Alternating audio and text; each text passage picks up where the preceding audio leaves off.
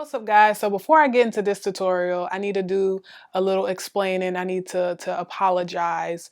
In my previous upload, my black owned foundation routine video, someone was nice enough to make me aware that Black Radiance was not a black owned company, and I did not know that. And I did my research on everything else, and the only reason why I didn't do my research on Black Radiance is because I had literally been using it since I ever known it existed, so maybe 5 years prior. And all I've ever seen on their website is African American females, African American makeup. So generally, naturally, I'm thinking, well, they must be black owned. With a name like Black Radiance, you would think that. So, but anyway, I did some further digging after I was made aware of that, and they are not a black owned company, as well as I believe it was on the list that I saw, it was Black Opal and Black Up. So that's my bad. I should have did more research, so don't hate me and don't hate the video because it's still good content, you know, despite that one little blip. We all make mistakes. Let's give each other some grace and room to grow. So yeah, that's my disclaimer and that's my apology. And now we're going to get on with the actual video and the tutorial. I hope you guys enjoy it.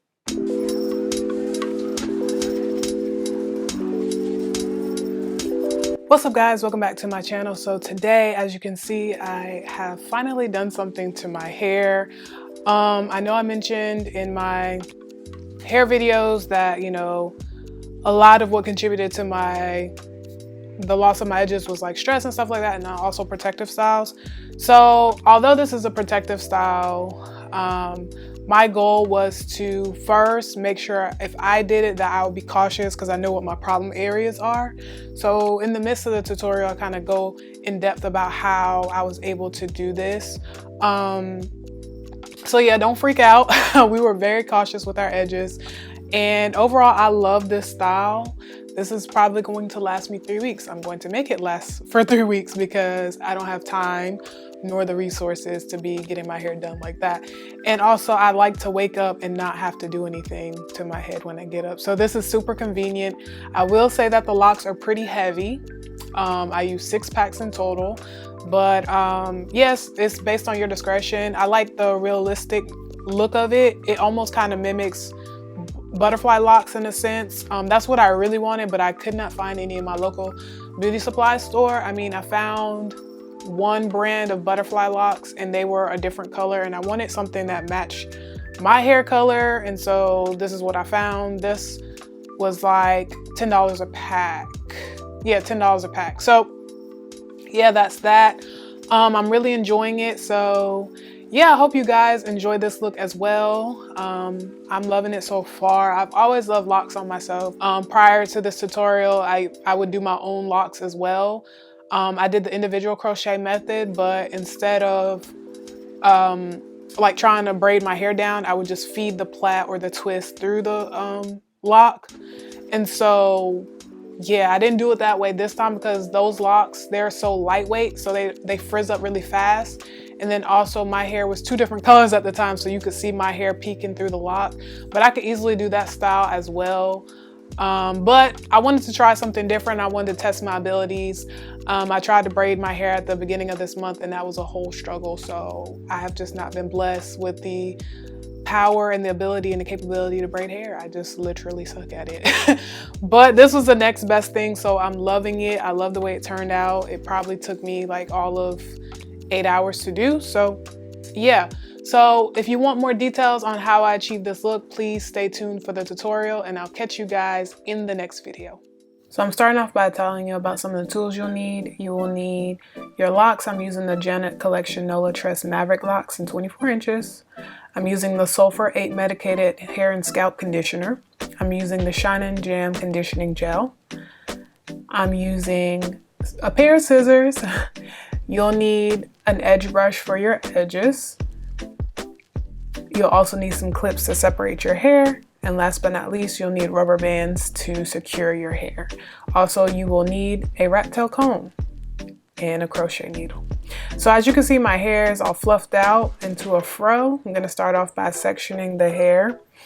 I'm gonna section my hair into 4 large quadrants, and I highly recommend using a Rattail comb. It helps with parting. As you know, I am not the best in parting, but it helps me to part my hair, so that's why I always use it. And sorry for aggressively chewing this gum. I just can't win for nothing. It's like when I just do weird stuff with my mouth when I'm in the process of recording or doing something. I don't know why. So I thought the gum would be a nice touch, but it just looks very aggressive and scary. So I apologize for that.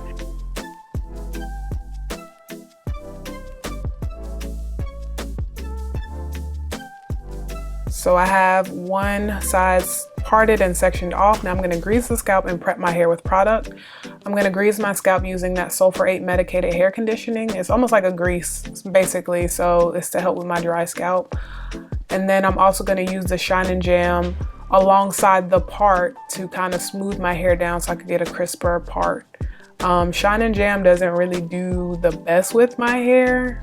Honestly, it's like nothing can tame those roots, baby.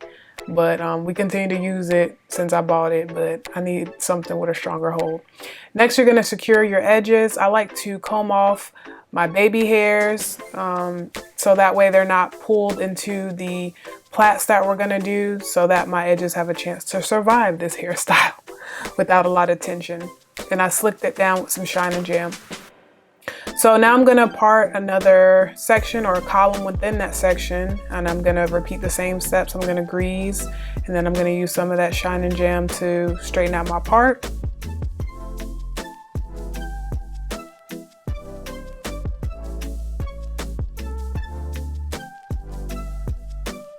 And now we're gonna part another small section in that column, and that'll be our first plait.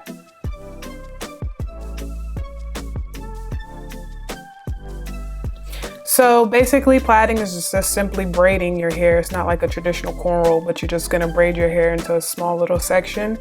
I couldn't get the ends of my hair to braid all the way through. They were extremely curly, and it could just be from the twist up that I did prior to that, which made it extra hard to like secure the ends because they were just a bunch of big puff balls, which you'll see. So I'm just going to continue that down, well, all over my head, working section by section, quadrant by quadrant. So I have 3 so far. Here's all of my head except one. I'm getting ready to do the very last one. That took me all of like 3 hours to do. It was very tedious. I thought it was going to go by a lot quicker because my hair is shorter, but I was sadly deceived. So as you can see, I have like a bunch of little puff balls at the ends of my braids, but whatever. Now we're going to do the rubber band method, in which we're going to connect each plait to the other plait going down, almost to kind of like make a makeshift cornrow. I thought it would be a lot easier to braid my hair down, being that it's short, but like because it's short, like certain sections of it would just not cooperate with me. So I went to the rubber band method. And as you can see, like some of the ends of my hair like will be sticking up once I finish because I couldn't get the ends of my hair to lay flat. So I had to pin down those extra flyaways with bobby pins. So you also need bobby pins and obviously a comb and a crochet needle if you didn't pick that up by now, and I didn't say it, so sorry for that.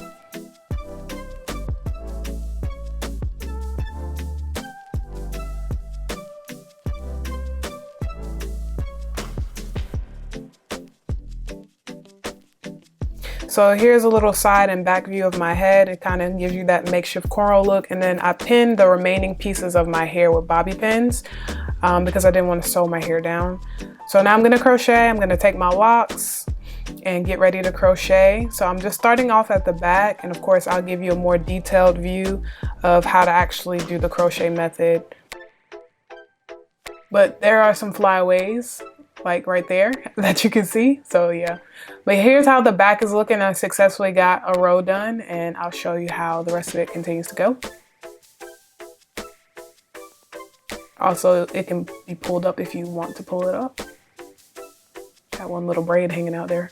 But anyway, I'm almost halfway done with the majority of my head. As you can see, like some of the loops have a little frizzies too, which really didn't bother me as much because I wanted this to look as bohemian and carefree as possible, almost like a butterfly lock. So it didn't really bother me that much, but if it's gonna bother you, don't use this hair. So I'm starting off by sticking the crochet needle through, And then I'm gonna put the loop of the lock onto that crochet hook. And then I'm gonna close the latch. And then I'm gonna pull the hair through. Now this part, for some odd reason, I had a hard time getting that one lock through because the hair is a little thick, but I'm gonna open up that loop and feed that hair with the lock through that loop and pull it tight to secure it. And I'm gonna do it one more time so you can see how to actually crochet your hair.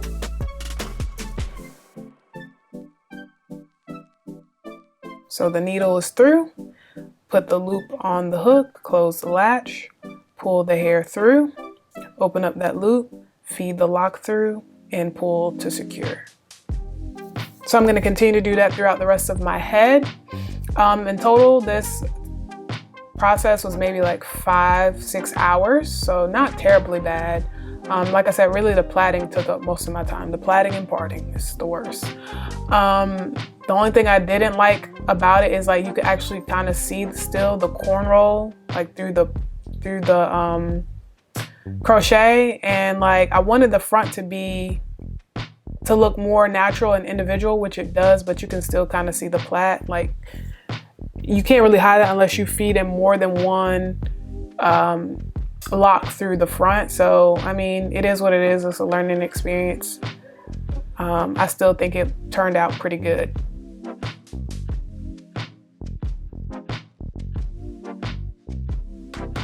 So now I'm done, and I laid my edges off camera and I just tied them down. Again, Shine and Jam does not do wonders for my edges, but it's okay. As you can see, it didn't even hold them in place.